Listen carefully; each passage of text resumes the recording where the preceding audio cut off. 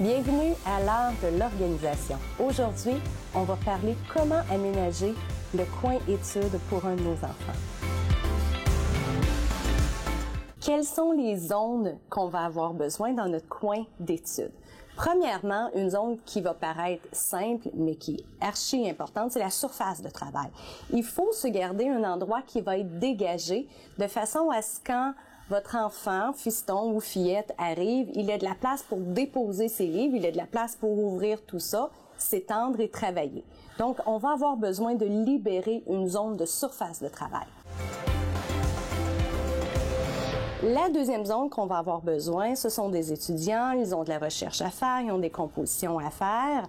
Il va avoir besoin, votre enfant, d'une zone de référence. Dans la zone de référence, on va aller mettre nos dictionnaires, donc dictionnaire anglais-français, peut-être dictionnaire français-espagnol s'il y a de l'espagnol à l'école, le dictionnaire unilingue français, l'art de conjuguer. Donc, différents éléments qui a besoin de se servir sur une base régulière. Ça peut être également la table de multiplication qui va aller là.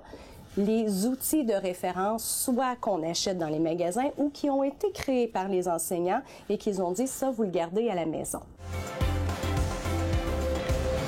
L'autre zone à considérer, c'est la zone des outils.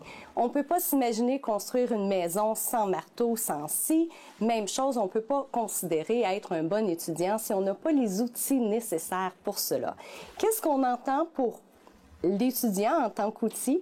Bien, d'abord des crayons, bien entendu. Si l'enfant utilise des crayons de plomb, on va avoir besoin du taille-crayon qui va aller avec. S'il préfère un pouce-mine, bien à ce moment-là, il faudra avoir les mines appropriées de la bonne grandeur qui vont aller avec son pouce-mine.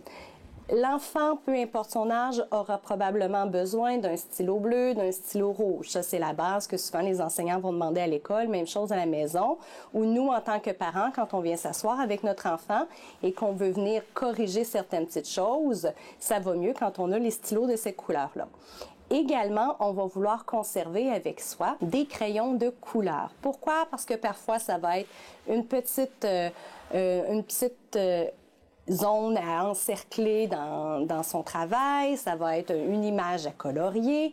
Donc, d'avoir des crayons de couleur de bonne qualité, ça peut facilement aider, bien entendu. Gomme à effacer, une règle. On va avoir également besoin de papier. Pour un étudiant, c'est quoi? Bien sûr, on parle des feuilles mobiles qui sont une base. Et pourquoi pas non plus avoir un paquet de feuilles brouillon qui va servir à ce moment-là à venir faire des calculs mathématiques, à venir se faire un plan pour un travail qu'on a besoin de faire, à venir froisser quand on est trop frustré de faire nos devoirs. Donc, d'avoir des feuilles brouillon, c'est toujours quelque chose de très utile aussi à avoir. Parfois, quand c'est la maison, on se dit, bon, je vais acheter des choses de moins bonne qualité, mais non. Moi, je vous dirais, misez sur la bonne qualité, même à la maison, même si ça sert moins régulièrement qu'à l'école.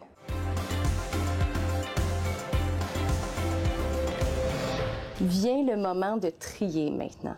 Gardez en tête que pour mieux se retrouver, pour être certain de savoir où sont nos choses, premièrement, et pour que votre enfant soit incité à placer ces choses au bon endroit, c'est de vraiment déterminer un lieu d'appartenance pour chacune de nos choses. Quand on regarde ce qu'il y a sur le bureau ici, il y a des vêtements, il y a un verre qui traîne, il y a des peluches, il y a des choses d'école, oui, perdues à travers tout le reste, mais si on détermine un lieu d'appartenance pour nos choses, il y a peu de chances que ces choses-là reviennent sur le bureau.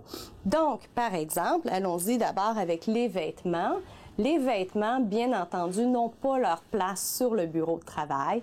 Les vêtements, donc, rangés au panier de linge sale si c'est le cas, ou encore dans la penderie si c'est là que ça doit aller. Ensuite de ça, tout ce qui est jouets. Les jouets ne devraient pas se retrouver sur la surface de travail. Ça a peut-être été le cas avant parce que l'enfant était plus jeune, mais là, il grandit et il veut récupérer cet espace-là. Donc, nos jouets, on les prend tout simplement et on va aller leur trouver un coin, un endroit là où on veut ranger tous ces jouets-là. Même chose également au niveau des peluches. Donc, nos peluches n'auront plus leur place maintenant sur le bureau. Est-ce qu'on en a trop? Est-ce que ça vaudrait peut-être pas la peine d'en élaguer quelques-unes? Tout ce qui est également non pertinent à l'étude. Donc, peut-être qu'on a des livres que l'on lit pas pour l'école, mais de façon personnelle parce que c'est quelque chose que l'on aime lire. Donc, ces livres-là, on trouve un endroit, une bibliothèque. Ici, on a de belles étagères. Ça pourrait être un endroit où on pourrait aller le ranger si les étagères sont assez solides pour ça, ou encore dans une autre bibliothèque à ce moment-là. Donc, vraiment de revenir à l'essentiel de ce qui doit rester sur le bureau. Donnez aussi l'habitude à votre enfant de faire disparaître tout ce qui est les verres qui traînent, des boissons qu'ils ont pu consommer, les plats de collation, si toutefois ils ont le droit de manger dans leur chambre à coucher. Mais dès que c'est terminé, ça doit aller à la cuisine à ce moment-là pour redonner la fonction première à la surface de travail qui est celle d'étudier et de faire les devoirs.